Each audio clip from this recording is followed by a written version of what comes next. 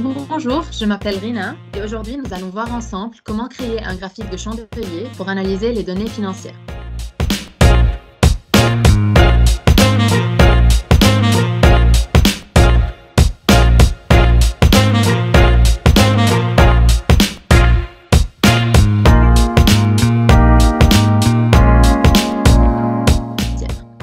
Souvent, en analysant des données financières, on a du mal à trouver un graphique qui est en même temps explicatif et joli.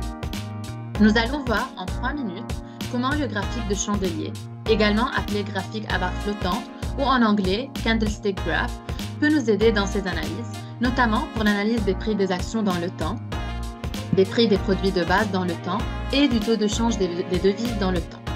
Les graphiques de chandelier montrent les prix élevés, les prix bas et les prix de clôture d'un actif financier sur une période donnée. Le graphique se compose d'un graphique linéaire qui indique les prix de clôture et d'une série de barres qui s'étendent au-dessus et en dessous de la ligne pour indiquer les prix élevés et les prix bas pour chaque période. Les barres ressemblent à un chandelier, d'où leur nom. Les graphiques en chandelier peuvent aider les professionnels de la finance à planifier leurs transactions plus efficacement en fournissant des informations sur le moment et la direction des mouvements de prix. Par exemple, si une figure en chandelier indique une tendance haussière, un professionnel de la finance peut décider d'acheter un actif, tandis qu'une figure baissière peut indiquer la nécessité de vendre. Comment créer un graphique en chandelier dans Tableau? On va voir ça très rapidement. Nous nous retrouvons sur Tableau pour créer un graphique de chandelier pour étudier le changement dans un marché boursier pour l'année 2020. Pour commencer, on glisse notre champ de date dans la fenêtre des colonnes et on le met sous forme de jour en valeur continue. Après, on glisse notre champ High pour les prix élevés et notre champ Open pour les prix d'ouverture. On change le type de notre graphique à barre de Gantt. Après, on fait un axe double et on synchronise les deux axes. Nous avons créé deux champs calculés qu'on va utiliser dans notre vue. Le premier, c'est High-Low, donc c'est la soustraction des prix élevés des prix bas. Et le deuxième champ calculé, c'est Open-Close, c'est la soustraction des prix d'ouverture des prix de clôture. On va enlever le champ nom de mesure de couleur et on ajoute le champ calculé qu'on a créé, High-Low, dans taille.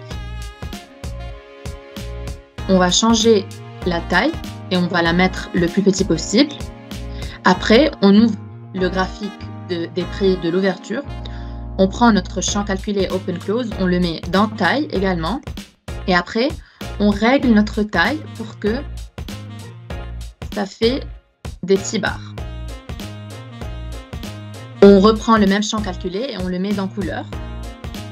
Pour avoir une visibilité plus claire, on va modifier les couleurs. Donc, on va choisir deux couleurs échelonnées, le rouge et le bleu.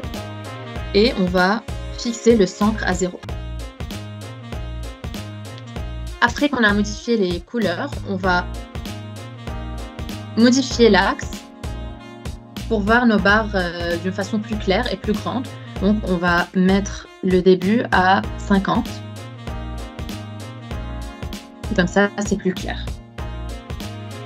Quand on met notre souris sur les barres, donc quand c'est rouge, ça veut dire que le prix de clôture était plus élevé que le prix d'ouverture.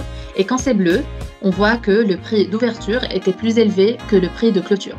Le bar qui est derrière représente le prix le plus élevé et le prix le plus bas de ce jour. J'espère vraiment que cette vidéo vous a plu et qu'elle vous servira dans votre quotidien quand vous allez créer vos graphiques en chandelier pour analyser vos données financières.